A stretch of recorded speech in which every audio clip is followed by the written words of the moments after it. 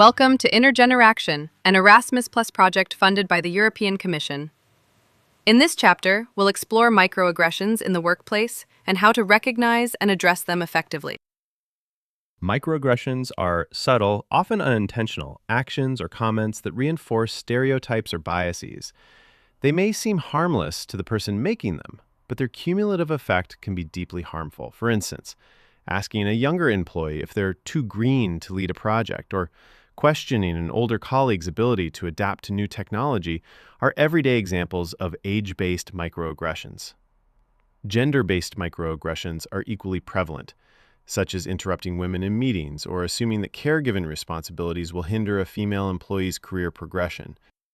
Awareness is the first step to combat microaggressions. Organizations must educate employees about what microaggressions are, how they manifest, and their impact on team members. This includes training employees to recognize their unconscious biases and understand how these stereotypes influence their behavior. A key element of such training is self-reflection. Society is built on layers of social prejudices, and no one is entirely immune to them.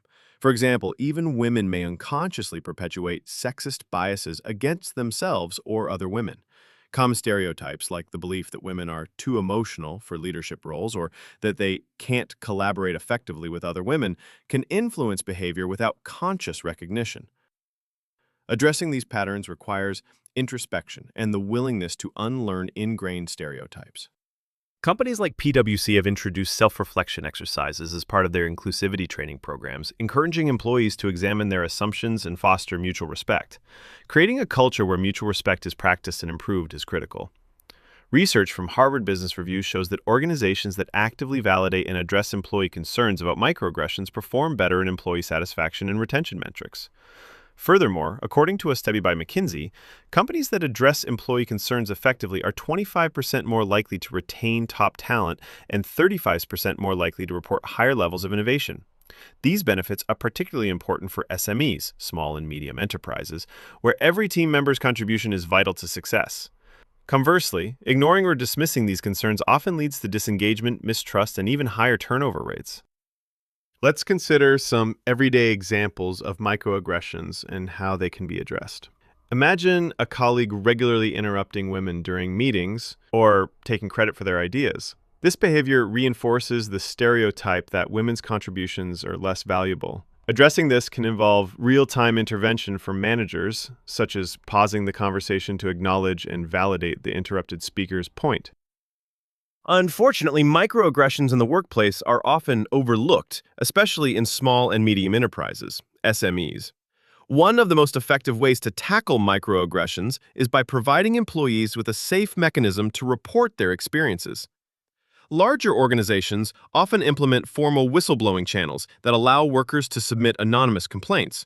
For example, companies in the United States and Germany commonly use third-party platforms to manage anonymous reporting. These systems ensure confidentiality and reduce fear of retaliation, which can be particularly significant in hierarchical or close-knit work environments. For smaller businesses where resources might be limited, alternative approaches have been implemented successfully in other countries.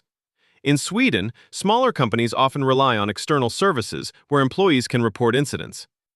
These independent professionals investigate complaints and recommend solutions, ensuring impartiality and protection for the employee.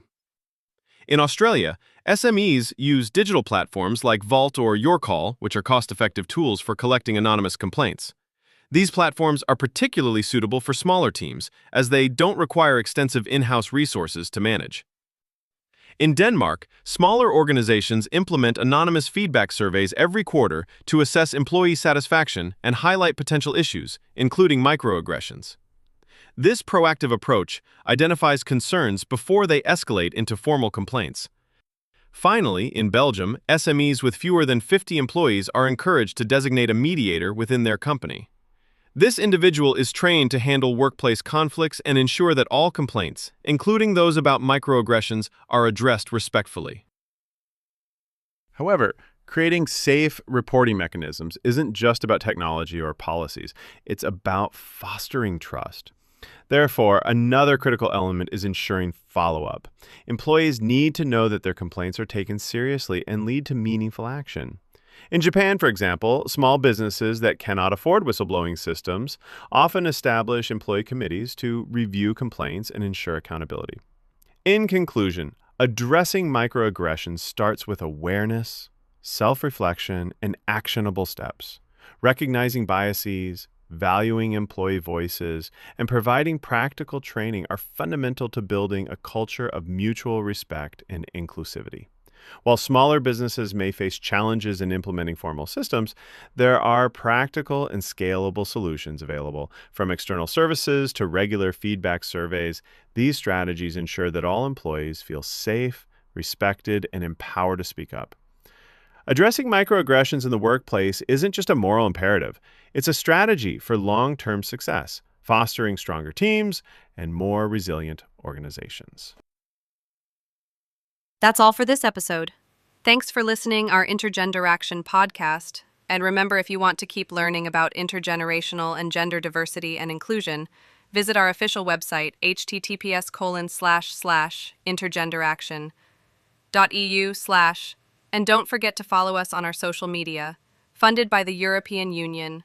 Views and opinions expressed are, however, those of the authors only, and do not necessarily reflect those of the European Union or Agence Erasmus plus France/Education Formation. Neither the European Union nor the grading authority can be held responsible for them. This work is licensed under the Creative Commons Attribution Share Alike 4.0 International License.